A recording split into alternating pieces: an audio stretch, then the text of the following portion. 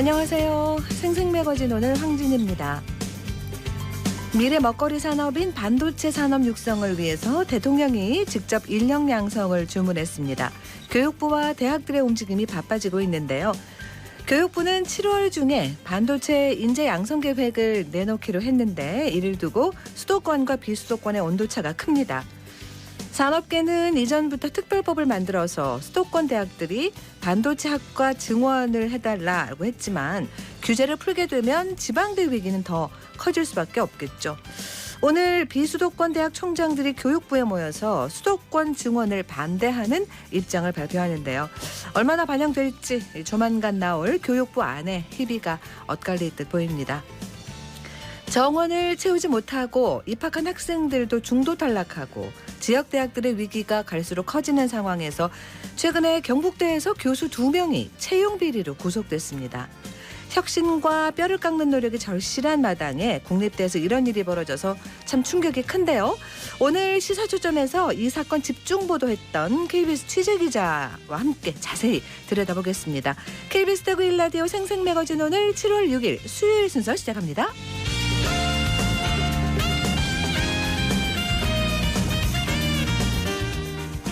생생매거진 오늘은 대구와 경북 지역민 모두가 함께하는 시사 정보 프로그램입니다. 오늘도 청취자 여러분 곁에 한 걸음 더 가까이 다가갑니다. 안동, 포항, 울릉 연결해서 날씨와 소식부터 전해드립니다. 안동입니다. 경북 북부 지역 밤낮 없이 더위가 기승을 부리고 있습니다. 오늘도 무더위 이어지겠는데요. 간밤에 이어진 열대야로 아침에도 23도에서 26도의 분포 보였는데 한낮 기온 안동 33도, 예천, 영주 32도까지 오르겠습니다. 오늘도 뜨거운 열기 속 건강관리 잘 하셔야겠습니다. 한편 여전히 경북 북부 지역 흐린 하늘에 소나기 소식 있는데요. 비가 오락가락하니까 외출하실 때 우산 꼭 챙기시고요. 비 피해 없도록 대비 미리 하셔야겠습니다. 예천군이 농림축산식품부 2023년도 축산 악취 개선 사업 공모사업에 선정돼 사업비 8억 원을 확보했습니다. 축산 악취 개선 사업은 가축 분뇨 처리 및 악취 저감 시설 장비 등의 지원으로 가축 분뇨의 적정 처리와 축산 악취를 저감하고 환경 오염은 물론 주민 불편을 해소하기 위한 사업인데요. 이번 공모사업은 전국 47개 시군에서 신청 평가를 추진했고 예천군이 우선 사업자로 선정되는 등 2년 연속으로 공모사업에 선정돼 총 사업비 31억 원을 확보한 겁니다. 이에 군은 축산 농가의 가축 분뇨 자원화와 축산 악취 개선에 적극적으로 사업을 진행하고 2023년도 사업이 신속히 추진될 수 있도록 올해 안에 대상 농가 인허가를 받아서 내년 상반기 중에 사업을 마무리한다는 계획입니다. 안동에서 전해드렸습니다. 이어서 포항입니다. 요즘 열대야 때문에 밤잠 설치시는 분들 많으시죠? 경북 동해안 일주일 넘게 폭염특보 내려져 있는 가운데 오늘도 더위는 이어집니다. 한낮에 30도 웃돌겠고요. 날이 습해서 체감 온도는 35도 이상이 예상됩니다. 소나기 소식도 있는데요. 순간적으로 강한 비가 쏟아질 수 있는 만큼 우산 챙겨 다니시는 게 좋겠습니다. 내일과 모레는 장맛비가 내릴 전망입니다. 포항해양경찰서가 지역 내 해수욕장 개장 기간 동안 수상 레저 활동 금지구역을 지정해 운영합니다. 금지구역은 해수욕장 수영 경계선을 기준으로 내측 해상과 외측 10m 해상까지인데요. 기간은 포항 지역은 오는 9일부터, 경주 지역은 오는 15일부터고요. 8월 21일까지 금지됩니다. 지정된 해수욕장은 포항, 화진, 월포, 칠포, 영일대, 송도, 도구, 구룡포 해수욕장 등 7곳과 경주 오류, 관성, 봉길, 나정해수욕장 등 4곳이고요. 특히 포항 송도해수욕장 잠재주의 수역은 연중 수상레저 활동이 금지돼 있습니다. 수상레저안전법을 보면 금지구역 내에서 수상레저기구를 이용해 레저 활동을 할 경우에는 100만 원 이하의 과태료가 부과되는데요. 피서객 모두 안전하고 즐거운 물놀이를 즐길 수 있도록 수상레저 활동 금지구역을 반드시 알아두셔야겠고요. 안전사고 발생하지 않도록 주의해 주시면 좋겠습니다. 지금까지 포항이었습니다. 이어서 울릉입니다. 울릉도와 독도는 폭염주의보가 발효된 가운데 구름 많은 하늘 보이고 있습니다. 현재 기온은 어제보다 3도 낮은 25도, 습도는 95%입니다. 동해 중부 먼바다에는 동풍이 불면서 종일 0.5에서 1m의 잔잔한 물결이 일겠습니다. 오늘 운항을 하지 않는 여객선이 있으니 선사별로 운항 정보 확인이 필요합니다. 2022 지역의료 희망캠프 혈관질환 무료 검진이 국가균형발전위원회 주최로 울릉군 보건의료원에서 진행되고 있습니다. 이번 검진에서 울릉도의 공중보건의사들은 김장용 서울성모병원 교수 등의 지도를 받아 만성질환 검진 실습을 했고 만성질환 검진 결과 분석법 등을 배웠는데요. 국가균형발전위원회는 해당 검진을 통해 노령 인구의 수요가 높은 만성 혈관 질환을 검사함으로써 주민들의 건강을 관리하고 나아가 공중보건의 역량을 강화해 의료 취약 지역인 울릉도의 의료 격차를 개선하는 효과를 기대하고 있습니다. 해당 검진은 오는 11월 30일까지 진행되며 교육을 받은 의사들이 주민들의 신청을 받아 번갈아가며 검진을 할 예정입니다. 지금까지 울릉이었습니다.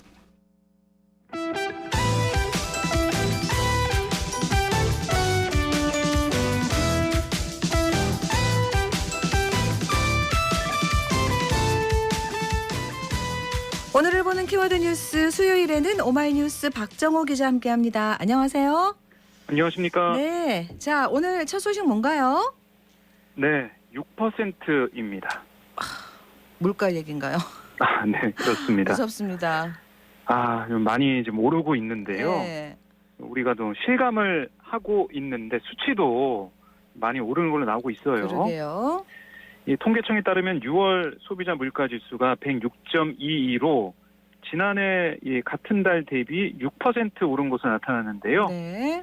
이게 이제 외환위기였던 1998년 11월 이후 23년 7개월 만에 가장 높은 상승률입니다.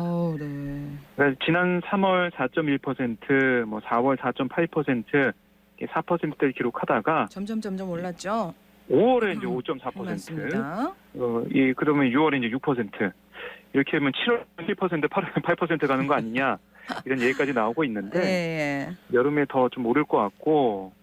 이 지역별로 보면은 경북이 7.2%로 7%대를 기록했고요. 대구는요? 대구가 6.1%예요.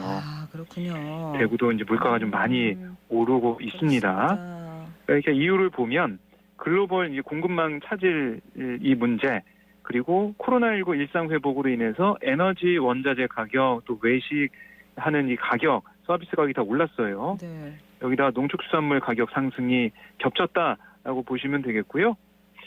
이 통계청 관계자 얘기를 들어보면 석유류나 개인 서비스, 채소 등 이게 가격 오름세가 확대되는 그런 상황이고, 지금 추세라면은 물가 상승률이 계속 6%대 이상을 보일 가능성이 있다, 이렇게 얘기를 하고 있어서요. 네. 지금 물가에 대한 시름은 계속 또 깊어질 것으로 예상이 됩니다. 그러게 말입니다. 네. 그 국민 고통지수라는 게 있더라고요. 경제적 네. 고통이 어느 정도인지 나타내는 이런 것도 또 있습니다. 네. 이게 올해 들어 최고치를 또 찍었어요. 네. 이게 전국경제인연합회 산하 한국경제연구원이 올해 1분기 국민고통지수가 10.6을 기록했다라고 밝혔는데요. 이게 이제 2015년 1분기부터 분기별 지수를 산출해온 이래 가장 높은 수치입니다. 전 사실 처음 들었습니다. 네, 이게 잘 알려지지 않은 지수인데 네네. 이게 미국의 경제학자 아서 오쿤이 이제 고안한 그런 수치예요. 그러니까 이 소비자 물가 상승률에 실업률을 더해서 구하는 거거든요. 네. 그러니까 이 한국경제연구원은 실업자의 시간 관련 추가 취업 가능자, 그러니까 노동 시간이 주 36시간 미만이면서 추가 취업을 희망하고 추가 취업이 가능한 사람을 더한 수를 실업자로 보는, 그러니까 확장 실업률을 적용해서 봤더니 산출 결과 이제 국민고통지수가 분기별로 등락을 하면서 2020년까지는 10 아래로 머물렀어요. 네. 하지만 코로나19에 따른 봉쇄 조치로 확장 실업률이 9.1%로 정점을 찍은 지난해 1분기에 10.5로 올랐습니다. 네. 또 같은 해 3분기에는 9.1로 떨어졌다가 1분기에 국제 원자재 가격 고공행진으로 9.8까지 높아졌고 올해 1분기에 10.6으로 최고치를 찍은 상황이에요. 네. 그래서 이 향후에도 국제 원자재 가격 급등이 지속되면 기업들의 원가 부담 흡수 여력이 약해져서 소비자 물가도 또 생산자 물가도 가파른 상승세를 보일 가능성이 높다라는 얘기를 하고 있고요. 그러니까 실업률이 또 상승세를 보이는 상황에서 이게 소비자 물가도 오르기 때문에 예. 국민 고통지수가 올라가고 있다, 이렇게 강조했습니다. 알겠습니다. 두 번째 키워드는요. 네, 두 번째 키워드도 이 수치인데요. 30%입니다. 겁납니다. 숫자만 나오면. 네. 30% 무슨 얘기예요? 예, 이제 정부가 오는 2030년까지 에너지 내 원전 발생 비중 그러니까 30% 이상으로 확대하기로 했어요. 그러니까 정부가 어제 국무회의를 열어서 관계부처 합동으로 이런 내용의 새 정부 에너지 정책 방향 이걸 심의 의결했다라고 밝혔는데요. 네. 그러니까 이게 어떤 내용이냐면 이 정부가 이제 신한울 3, 4호기 건설 재개 또 안정성 확보를 전제로 한 기존 원전 계속 운전 추진 이걸 통해서 오는 2030년까지 전력 믹스 그러니까 전력의 에너지원 구성 내의 원전 발전 비중을 30% 이상으로 확대하기로 한 건데요. 네. 지난해 원전 발생 비중이 27.4%였어요. 그러니까 이걸 조금씩 늘려가겠다 이런 얘기를 했습니다. 네. 그리고 2030년 발전량이 현재 이 국가 온실가스 감축 목표 기준에 해당한다면서 현재 건설 중인 원전의 정상 가동 또 가동 중인 원전의 계속 운전이 차질 없이 진행된다는 가정 아래 이렇게 수치를 선정했다 이렇게 얘기하고 있습니다. 예. 뭐 이렇게 새 정부가 원전 비중 확대 정책을 본격적으로 추진하고 나서자 원전업계에서는 이른바 일감 보릿 고개가 끝날 수 있다는 기대가 커지고 있어요. 하지만 뭐 이게 여론을 또 어떻게 반영이 될지 좀 봐야 될 것으로 보이거든요. 그러니까요. 그러니까 이게 실현하는데 몇 년은 걸릴 거고 또 원전 정책을 추진하다 보면 반핵 단체 반대에 부딪히지 않을까 이런 관계자의 언급도 좀 있었는데요. 친환경이나 예를 들어서 뭐 그렇습니다. 다르게 가는 거 아니냐 이런 얘기 나올 수 있거든요. 네, 그 실제로 산업부가 지난달 21일 이 새 정부 에너지 정책 방향 수립을 위한 의견서를 공청회를 했는데 네. 여기에서 환경단체 반발이 있었어요. 네네. 그러니까 이런 것들이 좀 어떻게 조화롭게 얘기가 돼서 정책이 추진될 수 있을지 이거 좀 더 지켜봐야겠습니다. 네, 알겠습니다. 세 번째 키워드는요? 네, 신공항 특별법입니다. 예, 대구 경북 통합 신공항 얘기하시는 것 같은데, 그러니까 어제 그 홍준표 대구시장이 취임하고 첫 기자회견을 했는데 여기서 이제 이 대구 경북 통합 신공항 추진을 위한 특별법 얘기가 나왔더라고요.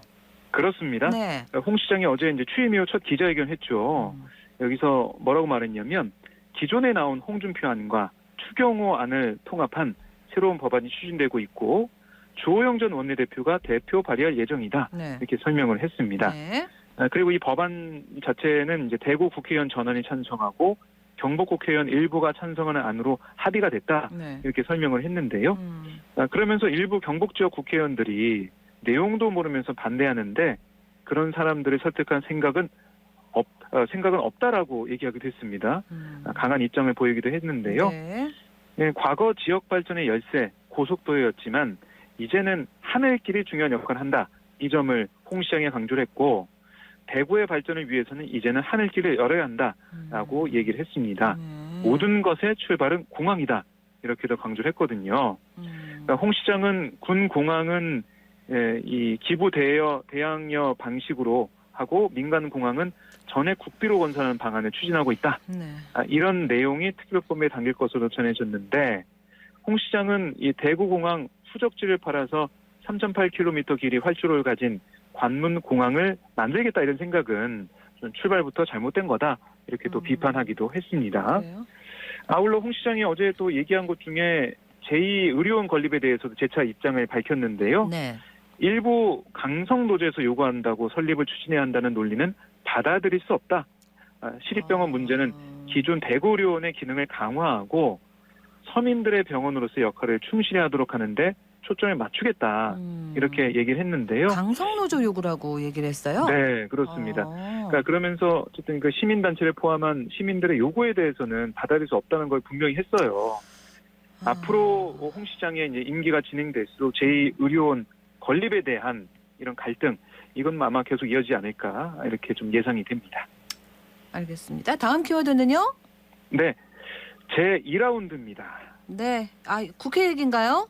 네, 그렇습니다. 네네. 사실 이제 21대 국회 후반기 의장단이 여야 합의로 선출돼가지고 이제 뭐 국회가 정상화 되겠다라는 생각을 많이 하셨을 것 같은데 네네. 이제 2라운드가 시작이 됐습니다. 뭐 원구성 때문에 그러나 봐요. 맞습니다. 그러니까 이게 뭐 파행 개원은 막아냈지만 네. 국회 정상화까지는 좀 갈 길이 좀 멀어 보이는데 네. 지금 보면은 상임위 숫자는 전반기 때 동일하게 18개로 갈 것 같아요. 예. 그런데 상임위원장 누가 어떤 상임위원장을 어떤 당에서 차지하냐 네네. 이게 뭐 중요한 이슈거든요. 그동안 협상으로 내관으로 뭐 작용했던 쟁점들이 여전히 부시로 남아 있습니다. 네. 그 중에 큰 게 이게 사법개혁특별위원회예요. 국민의힘은 기존 여야 합의에 따라서 법사위원장을 우리가 가져오고 사개특위 같은 경우는 이거는 5대5 여야 동수로 위원을 구성하고 위원장은 국민의힘이 가져와야 된다. 이거 이 조건 안 맞춰주면 우리는 사개특위 구성이 합의할 수 없다. 이렇게 얘기하고 있습니다. 네. 반면에 민주당은 사개특위는 위원장은 민주당이 가져와야 되고 또 위원 구성도 민주당이 7 그리고 국민의힘이 5 비교섭단체가 1 이렇게 가야 된다라고 얘기하고 있고 사개특위 구성이 돼야 법사위원장을 국민의힘이 가져가고 뭐 이렇게 되는 거지 네. 사개특위 문제가 안 풀리면은 더 이상 협상이 없다. 또 이렇게 얘기하고 있어요. 그러니까 여야가 한치의 양보도 없이 좀 맞서고 있는 그런 모습이거든요. 그리고 이 상임위원장 자리도 뭐 국민의힘이 우리는 운영위 국방위는 또 행안위는 꼭 가져와야 돼 이렇게 얘기하고 있는데 네. 반면에 민주당도 우리가 1당이니까 운영위 가져와야 되고 국방위도 서해 공무원 피살 사건 관련해서 대응을 하기 위해서도 가져와야 되고 행안위 같은 경우도 경찰에 대한 통제 이런 걸 막기 위해서 행안위 위원장을 민주당이 가져와야 되는 또 이렇게 반박하고 있어요. 네. 서로 다 논리를 앞세우면서 다른 얘기를 하고 있기 때문에 이 2라운드가 언제 끝날 수 있을지는 아직까지 미지수입니다. 뭐 지켜보죠 뭐.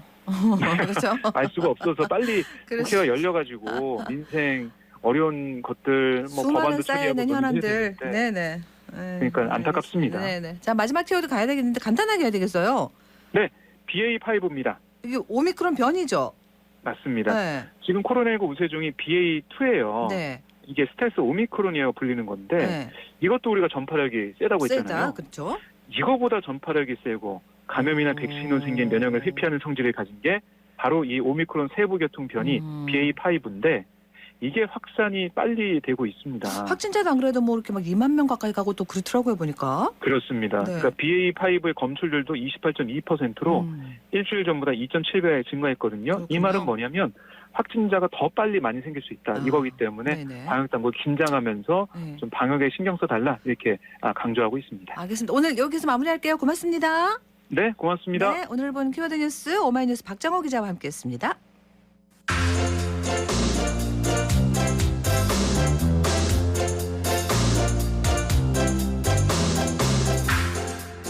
네, 수요일 현장 리포트는 포항 소식 함께합니다. 아주 특별한 도서관에서 재미있는 독서 프로그램을 하는 학교가 있다고 해서 김유경 리포터가 취재해왔습니다.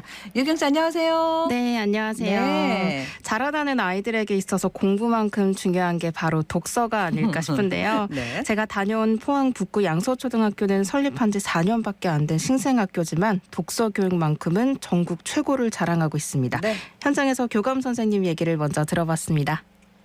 반납이에요? 네. 준영아 반납 되었어요. 연체 끝내요. 내일 가져다 주세요. 잘 가요. 안녕하세요. 저는 양서초등학교 김은동 교감 선생님입니다. 우리 양서초등학교 솔빛 도서관은 학생들이 좋아하는 북카페 형식으로 만들어졌습니다. 우리 도서관의 책들은 학생, 교사, 학부모님들의 의견을 모아 준비하고 있고 지역사회에서 활동하는 독서 전문가들의 추천을 받아 구비하기도 합니다. 특히 도서관을 운영하는 데 있어 20여 명의 학부모 자원봉사자께서 큰 도움을 주고 계시는데 장서 정리와 도서 대출을 헌신적으로 해주고 계십니다. 우리 학교는 다양한 독서 동아리들이 운영되고 있고 그것이 다른 학교와 구분되는 좀 특징이라고 생각을 합니다. 고학년 학생들은 독서 토론 동아리 활동을 하고 있고 중학년 학생들은 그림책 출판을 목표로 학생 책쓰기 동아리 활동을 하고 있습니다. 또한 교사 독서 연구 동아리, 학부모 독서 동아리를 조직해서 열심히 활동하고 계십니다. 우리 학교 선생님들로 구성된 교사 독서 동아리는 교육과정과 연계한 도서 연구 및 학생들에게 재미와 의미를 담은 도서 소개를 위한 안내 자료 제작을 목표로 열심히 활동하고 계십니다. 책 읽어주는 학부모님 동아리는 매주 1학년 학생들을 대상으로 아침 시간에 좋은 책을 읽어주십니다. 그림책을 연구하시는 학부모 독서 동아리 포포북스도 활발히 운영되고 있습니다. 양서란 말은 좋은 책이란 뜻도 있습니다. 우리 양서초등학교 학생 여러분, 좋은 책, 양서가 가득한 우리 솔빛도서관 많이 놀러와 주세요. 아유, 좋으네요. 학교 이름이랑 똑같다, 그죠? 네. 그 북카페는 참 아주 독특하고 이렇게 편안하게 책 볼 수 있도록 이렇게 해놔서 그게 참 좋잖아요. 차도 마시고 커피도 마시면서. 그렇죠. 도서관은 여기는 어떤 모습이었어요? 도서관에 들어가면 높은 책꽂이 대신 한가운데는 자작나무도 있어서 자연 속에서 책을 읽는 것 같이 아주 편안한 느낌이었습니다. 네. 저도 취재 마치고 학생들과 함께 앉아서 책을 읽고 싶다는 마음이 절로 들었는데요. 네. 도서관 운영교사와도 이야기 나눠봤습니다. 안녕하세요. 양서초등학교에서 도서관 운영을 맡고 있는 5학년 6반 담임교사 이지은입니다. 저희 솔빛도서관은 이름에 담긴 솔빛의 의미대로 양서초 학생들이 소나무 빛처럼 푸르고 희망찬 꿈을 교내 도서관에서 책을 읽으면서 키우길 바라는 마음으로 운영되고 있습니다. 저희 도서관은 학생들이 점심시간과 학교 후에 편하게 이용할 수 있도록 월에서 금요일 12시 반부터 3시 반까지 운영되며 학생들이 쾌적하고 편안한 분위기에서 책을 읽을 수 있도록 조성해 두었습니다. 아무래도 학생들에게는 상상력과 감수성을 기를 수 있는 이야기 종류 책이 가장 인기가 많습니다.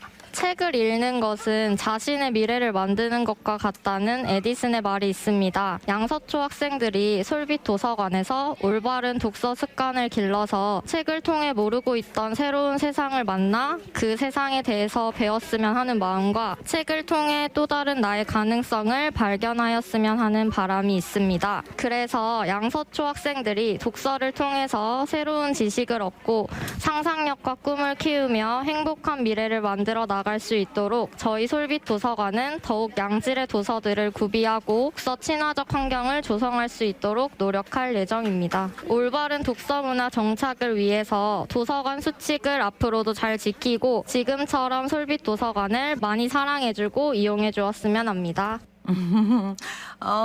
독서 활동들 더 많이 자랑하고 싶고 그러신가 봐요. 도서관도 좋고. 네, 맞습니다. 네. 이 독서 관련 프로그램들이 정말 많았는데요. 온책 읽기 프로그램, 책 플리마켓, 책으로 만나는 마술 공연 프로그램이 있고요. 특히 책으로 아침 열기 활동은 매일 아침 20분씩 선생님과 함께 책을 읽으면서 학생들의 꾸준한 독서 습관을 기르는 데 일조하고 있었습니다. 네. 그리고 1년에 2번씩은 책사랑 독서 주간을 운영하고 경상북도 교육청에서 실시하는 경북 독서친구 독서 프로그램에도 학생들이 참여해서 학기마다 100여 명 이상 인증받고 있다고 합니다. 네. 아유, 사실은 코로나 때는 모두가 뭐 어디든 다 또 문을 닫고 그래서 뭘 못했지만 네. 또 학생들 늘 꺼내보고 하기 때문에 책 관리 이런 거 있잖아요. 그죠? 네네네. 먼지 많이 타거든요. 관리 좀 잘해야 될 것 같아요. 네, 이곳엔 도서 살균기가 있는데요. 학생들이 반납함에 책을 넣으면 살균해주는 기계입니다. 학생들이 읽을 책을 정말 소중히 여기고 관리하고 있었는지 그렇습니다. 알고 있었는데요. 네네. 솔빛도서관이 코로나로 인해서 2년 동안은 정상 운영되지 못하다가 그래서 그런지 독서에 목말라 있던 학생들의 발걸음이 끊이지 않았습니다. 네. 도서관에 온 학생들과도 이야기 나눠봤습니다. 저는 양서초등학교에 다니는 5학년 6반 박아림이라고 합니다. 저는 지금 해리포터 마법사의 돌 1권 빌리려고 왔어요. 점심시간 끝나고 조금 쉬고 와요. 학교 도서관에 있는 책이 너무 재밌어서 더 재밌는 책 좀 많이 들어왔으면 좋겠어요. 안녕하세요. 양서초등학교에 다니는 5학년 6반 김채민이라고 합니다. Y책 빌리러 왔어요. 평소에는 소설이나 Y책 같은 재밌는 책 한 일주일에 2번, 3번 솔빛도서관을 많이 이용하는 친구들이 많은데 거기서 약간 추천해줄 수 있는 그런 책들 있으면 많이 얘기해줬으면 좋겠어요. 양서초등학교에 다니는 5학년 6반 황성민이라고 합니다. 점심시간에 가끔 와요. 일주일에 2-3번. 손흥민 책 읽어요.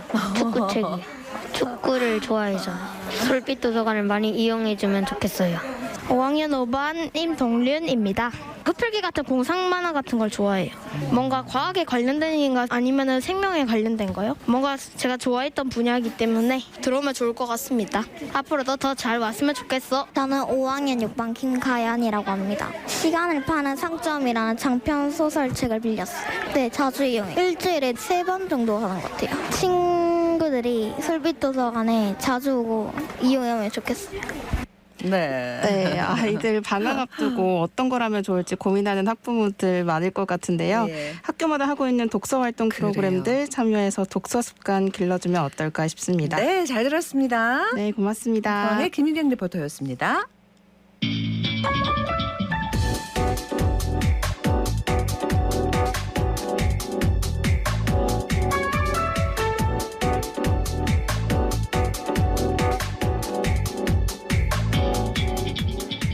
묻고 듣고 생각과 마음을 나누는 방송. 지금 여러분께서는 대구 경북을 보고 듣는 생생 매거진 오늘을 함께하고 계십니다.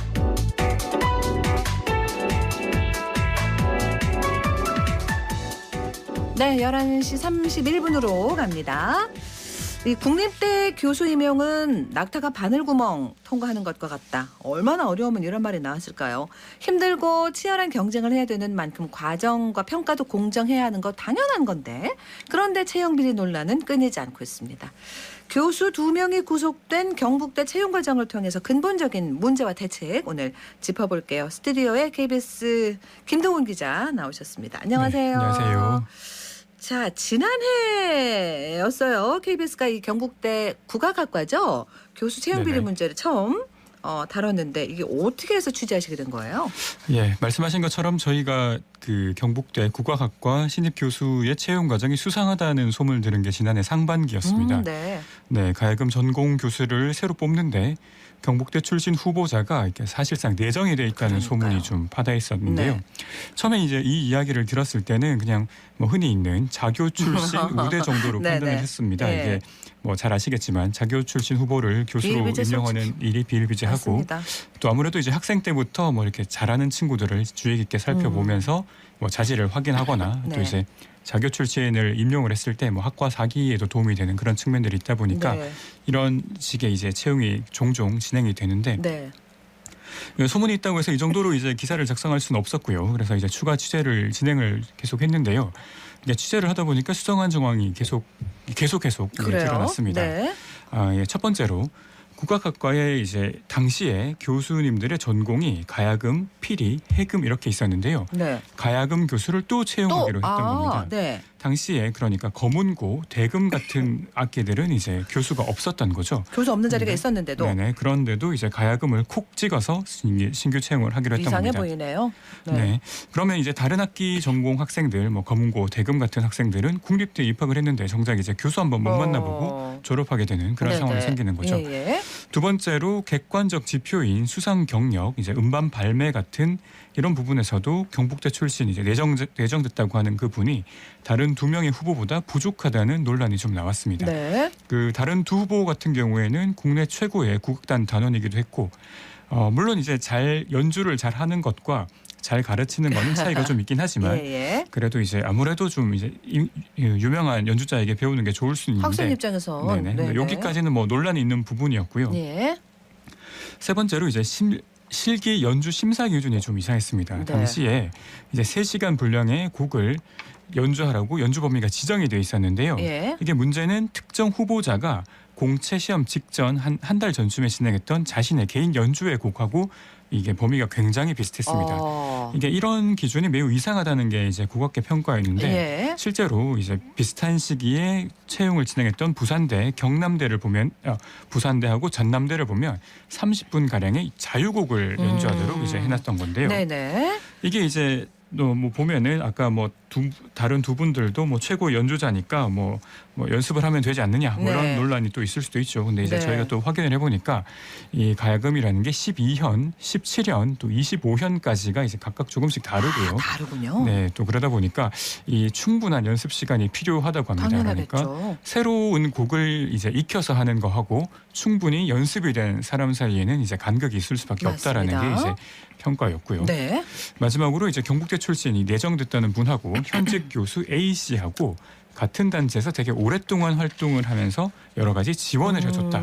그래서 이미 알고 있는 네네 보훈 차원의 성격이 컸다라는 의혹도 제기가 됐습니다. 예. 이게 저희가 각각 하나씩 뭐 따로 놓고 보면은 뭐 하다 보면 그럴 수도 있겠다 싶긴 한데 이 모든 것들이 한 번에 한 사람을 위해서 일어났기 때문에 이거는 어떤 의도가 개입됐을 가능성이 높다라고 판단했고 그래서 지난해 7월 22일 날 첫 보도가 나갔습니다. 벌써 1년 전이네요. 그죠? 네. 근데 이제 이런 의혹이 결국은 경찰 수사 결과 사실로 드러났다는 거잖아요. 네, 그렇습니다. 네. 첫 보도가 나간 이후에 경찰에서도 이제 저희 취재진한테 뭐 관련 자료를 좀 줄 수 있냐고 요청을 해왔고요. 저희도 이제 언론 윤리에 벗어나지 않는 범위에서 최대한 협조를 했습니다. 그리고 이 수사를 진행한 다음에 지난 1월 달에 경찰이 압수수색을 통해서 해당 교수하고 학과를 압수수색을 했고요. 이제 또 반년이 더 걸려서 이제 구속영장이 발부가 됐습니다. 1년이 걸린 겁니다. 그죠? 네. 구속된 거는 국악학과의 교수 A 씨하고 B 씨 두 사람인데요. 두 사람한테 적용된 혐의는 위계에 의한 공무집행 방해. 많이 들어본 단어네요. 네. 즉 두 사람이 국립대 교수라는 자신의 위계를 악용해서 교수 채용이라는 공적인 업무가 제대로 수행되는 것을 방해했다는 겁니다. 이 사람들에 대한 이제 피의자 신문, 즉 흔히 구속영장 심사라는 게 지난주 월요일에 열렸는데 당시 이제 증거인멸 우려, 도주 우려 등이 있어서 구속된 상태로 재판을 받게 됐습니다. 그렇군요. 실제로 이분들이 이제 그 교수 채용 비리는 이제 완결된 사건이고 추가로 이제 진행되는 사건은 아니고 또 두 사람 모두 이제 신분이 확실한 국립대 교수라는 점에서 불구속 재판이 될 가능성도 제기가 됐는데 저희가 확인을 해보니까 이제 이 분들이 수사 단계에서 휴대전화를 잃어버렸다고 이제 거짓말을 한 적이 있었더라고요. 이제 증거인멸 그런 부분들이 이제 증거를 인멸하려고 했다라는 부분으로 좀 이제 되면서 이런 부분들이 종합적으로 작용하면서 이제 구속된 걸로 보입니다. 그러니까 정말 놀라운 건 어떤 학교의 한 학과에서 교수 2명이 채용 비리로 구속됐다는 겁니다. 진짜 충격적이고 부끄러운 일이지 않습니까? 이런 일이 국립대에서 일어났다는 거 더 기가 막히고요. 사실 저희가 보도하는 입장에서도 아까 처음에 말씀드렸지만 좀 믿기가 어렵다라는 저희 차원에서 시작을 했던 거고 사실 이제 교수 채용이라든지 입시 같은 거는 이제 가장 공정해야 할 영역인데 뭐합니까? 게다가 특히 이제 국립대는 세금으로 운영되는 데고 특히 경북대는 또 이제 대구 경북을 대표한다라는 뭔가 좀 상징성 있는 학교잖아요. 네, 이런 학교에서 특히 한 학과의 교수 2명이 구속되는 거를 저희가 좀 보도를 했지만 믿기실 것 같아요, 김 기자님. 사실 또 지금도 믿기가 상당히 어려운 그런 일입니다. 그러면은 대학 교수 되기 어렵고 국립대 교수 정말 어렵고요. 그러면 경북대 임용 시스템 어떻게 되나 들여다봐야 될 것 같거든요. 네네. 이게 시스템 측면에서 말씀을 드리자면은 경북대는 여러 가지 장치를 사실 갖추고 있습니다. 있어요. 네. 공정과 관련해서 이제 채용만큼 중요한 게 이제 입시 관련인데요. 사실 이제 지난해 저희가 9월달에 그 입시 관련해서 입학처장을 인터뷰를 한 적이 있습니다. 그날 이제 입학처장이 제가 그날 자기의 이제 마지막 날이라면서 인터뷰를 했었는데 왜요? 사실 이제 9월이라면은 수시 접수가 시작되는 가장 바쁜 시기인데도 이제 입학처장이 관둔 거를 두고 물었더니 이제 당시 입학처장의 조카가 경북대에 응시를 했다라고 하더라고요. 이게 뭐 이제 한두 명을 뽑는 특별 전형도 아니고 사실 이제 뭐 수천 명을 선발하는 정기 응시인데다가 입학처장하고 조카는 뭐 학과도 사실 관계가 없었는데 이게 이제 그럼에도 뭐 조카가 이제 지원을 하면 뭐 혹시라도 이제 있을 공정성 논란이 있다 보니까 이렇게 되면 자동으로 물러나도록 규정이 돼 있고 또 이제 이분은 그걸 지킨 거죠. 실질적으로 이제 이 교수 채용도 마찬가지로 여러 가지 견제 장치가 마련은 돼 있습니다. 그 과정이 어떤 거예요? 견제 장치라는 게 첫 번째 이제 심사표를 이제 그 학과에 필요한 심사표를 이제 먼저 만들고요. 이 심사표를 검증을 한 다음에 모집 공고가 나갑니다. 그리고 이제 학과 단위의 심사가 진행되고 그 다음에 단과대 심사위원회, 그 다음에 대학 본부의 심사, 그다음 면접 이렇게 해가지고 시스템상으로 보면 5단계의 그런 견제 장치가 있습니다. 엄청나게 잘 돼 있네요. 문제는 이런 시스템이 현실에서 전혀 작동을 안 한다는 건데요. 이제 아까 말씀드렸던 것처럼 이제 누가 지킬 의지가 있느냐, 아니면 무시하고 이제 빈틈을 찾으려고 막 악용을 하느냐 차이인데 이제 국악학과에서는 이제 채점표 단계 작성 단계부터 특정인에게 유리하도록 채점표를 좀 구성을 했고 또 심사 과정에서는 현재 교수들이 점수 몰아주기 담합을 이제 진행을 했고요. 그러니까 그 이후에 단과대학 본부에서는 뭐 자율성이라는 이유로 이런 부분들을 잡아내지를 못했습니다. 그러면은 그러면서 그거 시스템 지키려는 입학 처장님은 그럼 뭐예요? 그분 잡는 거지, 그죠? 그러니까 누군가는 사실 참 지키고 있는데 어떤 데서는 이게 그러니까요. 지켜지지 않고 있다라는 같은 학교 내에서도 여러 가지 일들이 맞습니다. 벌어지고 있는 거죠. 네. 네. 담합이나 몰아주기. 일단 서류 에서 합격한 후보가 공개 강의나 실기 면접 이런 거 할 때 점수를 높게 줬다 이런 얘기인 거잖아요. 네, 채점표를 공개합니까? 해야 되는 거잖아요. 네, 그죠? 이게 사실 저희가 이제 처음에 7월 보도를 할 때만 하더라도 그런 소문만 있었지 네. 그 채점표를 확인을 못했었는데요. 그 이후에 이제 국정감사가 열리면서 이제 그 경북대 국정감사가 열리면서 대상이죠. 네. 국감에서 이제 의원들이 채점표를 요구를 했고 결국 공개가 됐습니다. 이게 이 실기 평가 점수를 준 걸 보니까 네. A 심사위원은 이제 자교 출신 후보자 CC한테 30점을 줬는데 이게 만점이에요. 그리고 다른 후보자들한테는 6점씩을 줬습니다.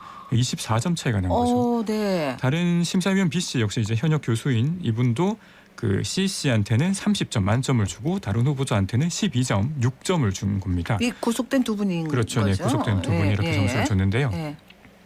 앞서 말씀드렸지만 이 떨어진 두 분 굉장히 이제 실력 있다고 유명한 연주자들인데 네네. 이게 뭐 음악이란 게 물론 정답이 없고 뭐 이제 점수를 주는 데 있어서 드는 사람의 취향이 물론 반영은 될 수 있지만 적어도 기술적인 측면에서 그렇습니다. 굉장히 이제 완성에 가까운 후보자들이었기 때문에 이 정도의 뭐 극과 극을 달리는 점수 차이는 나기 어렵다는 거였고 그래 이렇게 짠 심사위원 2명이 점수 차이를 확 벌려놓으니까 그러니까 다른 외부의 심사위원들이 평범한 상식적인 점수 차이를 둬가지고는 이게 거의 뭐 이제 결과를 뒤집기는 어려워지는 거죠. 그렇다 보니까 이제 누가 봐도 특정인의 합격을 위한 점수 몰아주기였다라는 그런 의혹이 생겼고 뭐 저희 의혹이 사실이었던 걸로 드러나기도 했고요. 사실 그러면서 이제 경찰의 수사도 조금 속도를 내기 시작했습니다. 맞습니다. 근데 이제 아까 여러 가지 뭐 5가지 단계가 있다고 얘기를 하셨는데 단과위원, 심사위원회, 대학본부 심사까지 가야 되는 거잖아요. 네네. 그러면은 확인하고 감시하고 이런 시스템이 하나도 끝까지 작동을 안 했다는 거예요? 예, 그렇습니다. 이게 참 견제와 감시를 하라고 시스템을 만들어 놨는데 이게 무너진 건 순식간이었는데요. 이게 내부적 요인이 컸고 그 명분을 찾아보니까 이제 학과 자율성을 존중한다. 아까 잠깐 그 얘기했습니다. 그 명분이 이제 너무 강하게 작동을 했습니다. 사실 이제 대학 사회라는 거는 이제 학문 자율성, 학과 자율성을 존중하는 게 아주 중요한 거잖아요. 이제 특히 뭐 이런 이거 자체가 어떻게 보면 학문의 가장 기초적인 거다 보니까 맞습니다. 존중을 하는 게 당연한데 문제는 이 자율성을 존중한다는 부분이 공적인 채용 절차까지도 이제 영향을 주면서 그건 아니라는 거죠. 그렇죠. 외부의 견제까지도 차단해버리는 이유로 이제 쓰이고 있다는 겁니다. 예, 아마 국악학과가 이제 그 사례가 될 텐데 이제 국악학과에서는 이제 심사위 아까 처음에 채용의 첫 단계인 심사위원 심사표를 만들 때부터 뭐 자기 자율성을 존중해 달라는 의미로 자기 마음대로 만들었고 그 심사표에 따라서 이제 진행을 한 건데 이걸 놓고 보면은 적어도 절차적으로나 형식적으로는 문제가 없어요. 근데 이제 이걸 강조를 하다 보니까 이제 뭐 망가져 버린 건데 저희가 이 부분이 어떻게 작동을 하는지를 좀 더 설명을 드리자면 이제 특정 학과의 일이 저거 아무래도 좀 수상한데 좀 이상한 거 아니야라고 얘기를 하면 그렇죠. 이제 해당 학과에서는 이거는 학과 자율성의 문제니까 자율성 침해하는 거야, 뭐 이렇게 되는 거죠. 이제 관여를 하지 말라고 이렇게 특히 이제 뭐 불필요한 간섭이나 이런 부분으로 치부를 하거나 아니면은 우리 학문에 대해서 잘 모르는 사람이 이렇게 얘기하는 거는 좀 맞지 않다, 부당하다 이런 식으로 좀 반발을 하더라고요. 이게 이제 그러면 외부에서는 우리는 이거는 이게 뭐 학문의 문제가 아니라 절차의 문제인 것 같은데 이렇게 얘기를 하더라도 좀 강하게 얘기하기가 힘든 부분들이 있고요. 특히 이제 국악학과처럼 뭔가 정성적 평가가 이루어지는 정량 평가가 이루어지지 않은 분야에서는 이런 부분들이 좀 더 심하게 나타나고 있습니다. 예체능 부분이 특히 또 그렇지 않습니까? 이게 보면은 학과 내에서도 이제 뭐 워낙 이제 전공이라는 게 전문화돼 있고 세부적으로 가다 보니까 학과 내에서도 이제 다른 교수들의 이런 지적들을 이제 자율성을 훼손한다라고 이제 거절하는 경우들도 최근에는 조금 더 나타나고 있고요. 어떻게 보면 쌓여 있었다고 볼 수도 있겠네요. 그렇죠. 예, 이런 부분들이 계속 이제 반복이 되다 보니까 네. 이제 교수 사회에서 자범이 생겨서 뭐 좋을 게 별로 없다. 뭐 좋은 게 좋은 알아서 거다. 뭐 잘 했겠지. 예. 뭐 문제 제기하면 뭐 괜히 막 말도 안 반발만 되는데 뭐. 하는데 네네. 이런 분위기가 확산을 했고 요거는 뭐 그냥 무책임한 정도였다고 치면 예. 조금 더 이제 적극적으로 갔을 때는 우리도 이제 나중에 뭐 채용을 하거나 할 수 있으니까 우리가 당신들 일에 관여를 안 할 테니까 당신들도 나중에 우리 일에 관여하지 말아라라는 이런 식으로 좀 확대되는 분위기도 있었습니다. 이게 학과 내에서도 감시 감독이 안 되다 보니까 단과 대학 본부로 올라갈수록 심사는 사실 더 힘들어지고요.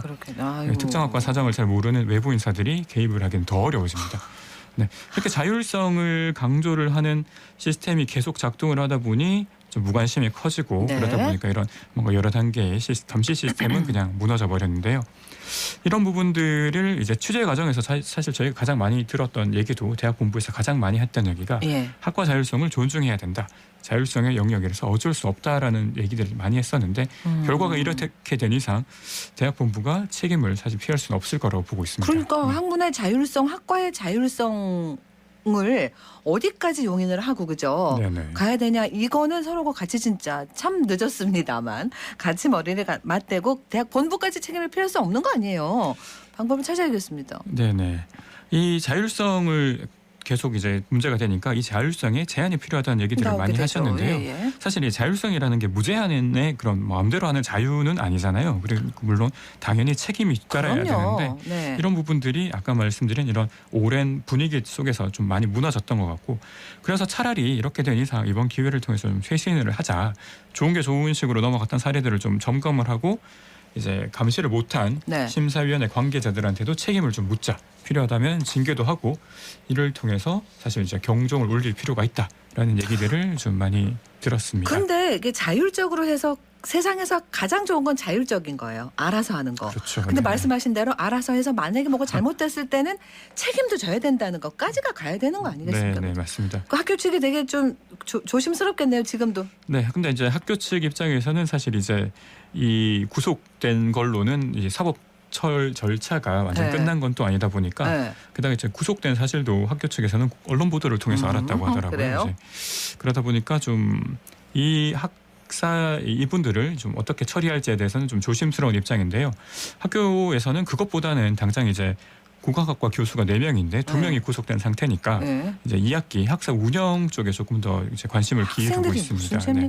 학생들이 아무래도 피해를 볼 수 있으니까 그렇다 보니까 이제 뭐 대체 강사 수급이라든지 이런 부분들을 좀 이제 챙기고 있는데 아무래도 이제 국악학과 특히 이런 예술 분야들은 이제 단순히 스승 제자라고 하는 관계를 넘어서 이제 사사한다라는 표현이 따로 있을 정도로 그렇죠.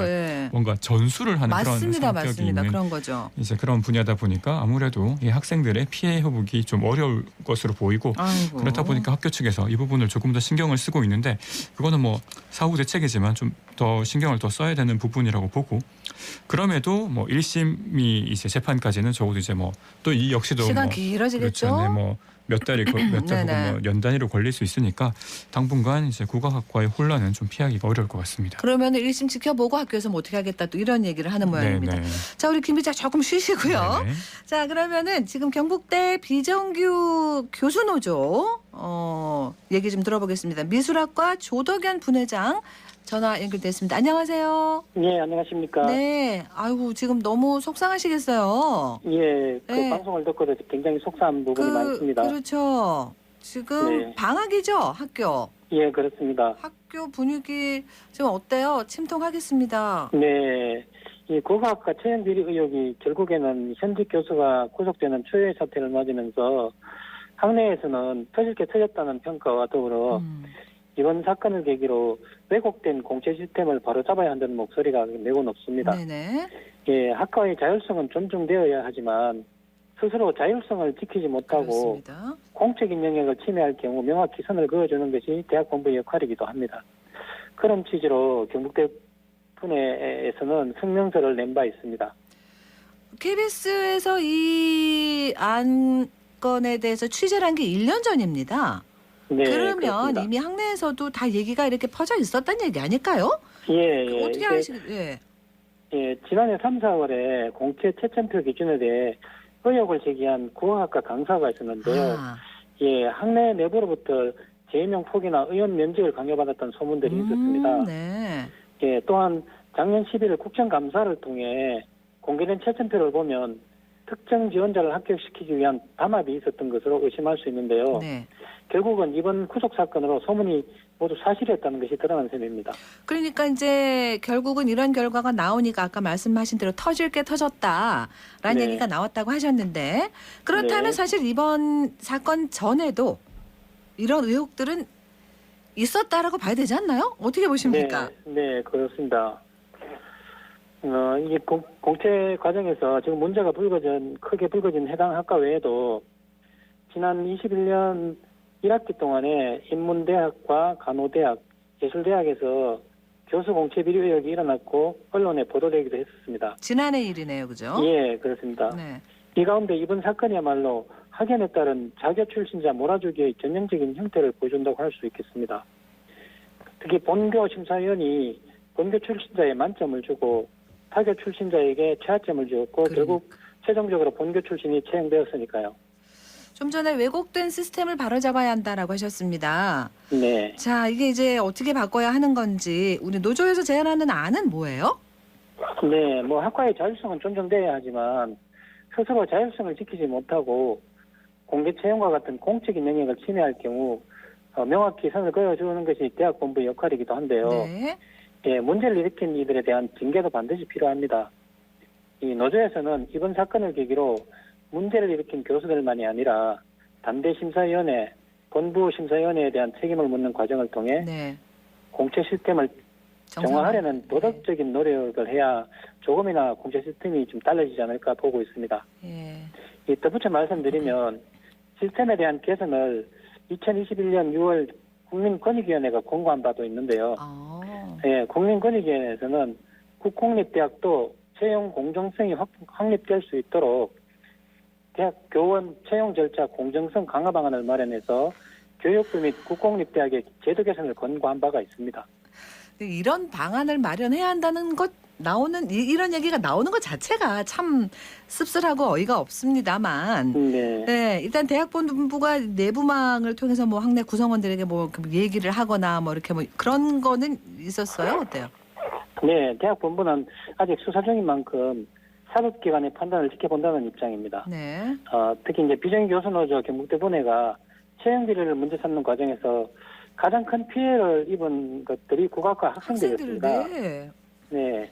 그 국악과 학생들을 만나본 결과 자신들이 받아야 할 학습권의 침해를 받고 있었던 것과 특히 이제 학내 인터넷 커뮤니티 게시판에 그 국악과 교수들의 구속으로 인해서 대학의 이미지를 실추시켰다는 국악학과를 비난하는 글들로 인해서 학생들이 심한 정신적 스트레스를 받고 있어서 학교 측에 심리 상담 등을 요구하고 있는 상황입니다. 그러니까 이거 어떻게 할 거예요, 그죠? 네. 그러면 사실 지금도 여전히 교수 임용을 준비하고 기다리는 분들도 많습니다. 네.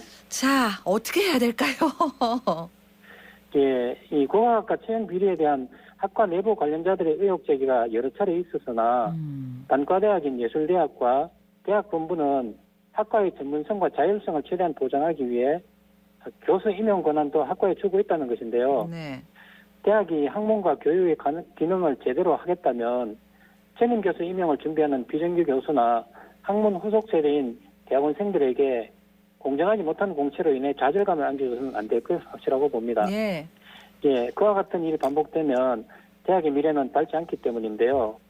학생들의 수업권이나 미래의 희망을 주기 위해서는 대학에 대한 자긍심을 심어줄 수 있도록 대학 본부나 전임 교수들의 자정 노력이 절실히 요구됩니다. 알겠습니다. 오늘 말씀 여기까지 드릴게요. 고맙습니다. 네, 감사합니다. 한국 비정규 교수노조 조도견 경북대 분회장과 얘기 나눴습니다.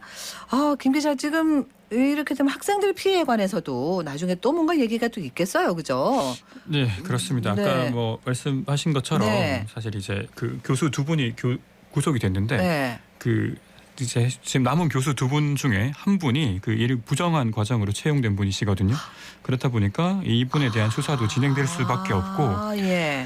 그 뭐 어떻게 수사의 결과에 따라서는 뭐 뇌물수수 혐의라든지 이런 것들이 추가될 수도 있다고 하는데 네. 국가학과 입장에서는 이미 2명이 구속됐고 남은 2명 중에 1명은 또 수사 네. 대상자가 되다 보니까 예. 굉장히 힘들어질 수밖에 없는 상황인 것 같고요. 과 자체가 위험해지겠는데요. 네네, 과 자체도 위험해질 수 있는 것 같고 아까 또 분 회장님 말씀하셨던 것처럼 이제 학생들 입장에서는 또 뭐 불필요한 과도한 비난도 받고 있다 그러니까요. 보니까 심리적으로. 학교 측 입장에서는 이 친구들에 대한 관리책을 정말 좀 확실하게 만들어가지고 좀 이 피해가 없도록 하는 게 가장 우선일 것 같고요. 맞습니다. 아유, 취재한다고 너무 바쁘셨는데 오늘 나와주셔서 고맙고요. 마무리 말씀해주고 가셔야 됩니다. 근본적으로. 네, 어떻게 하면 좋을까요? 네.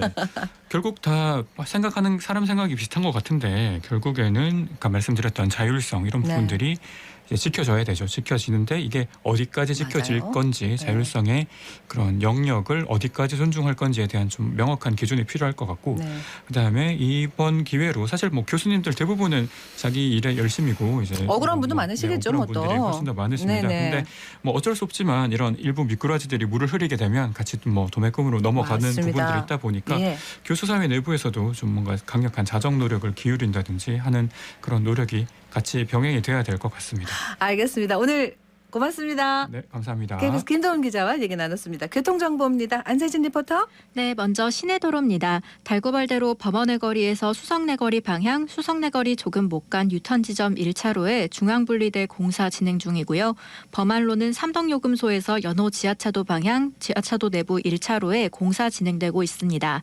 이 구간들 지나실 때 우회해서 지나시는 게 좋겠습니다.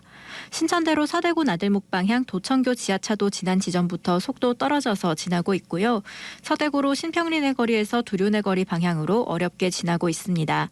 팔달로는 원대호 거리에서 침산내 거리까지 통과 시간 9분 정도 소요되면서 밀리고 있고요. 경안로는 각산내 거리에서 반야월 내 거리까지 양방향으로 이동량 꾸준해서 서행하고 있습니다. 다음은 고속도로 정보입니다. 중부내륙지선 서대구 요금소에서 남대구 나들목까지 양방향으로 교통량 많아서 서행하고 있습니다. 중앙고속도로는 춘천 방향으로 원활한 흐름 보이고 있습니다. 지금까지 이 시각 교통정보였습니다. 네, 대구시가 2026년에 열리는 세계 마스터즈 육상경기대회 개최지로 선정이 됐습니다. 핀란드에서 열린 육상경기연맹 총회에서 166개 회원국 만장일치로 결정됐다고 하는데요. 2017년 실내대회를 성공적으로 치른 결과가 반영된 거라고 합니다. 2026년 대구대회는 8월에서 9월에 열릴 거라고 하는데 준비 작업 잘해서 또 멋지게 대회 치러내야겠습니다. 7월 6일 수요일 생생매거진 오늘 여기까지입니다. 함께해 주신 여러분 고맙습니다.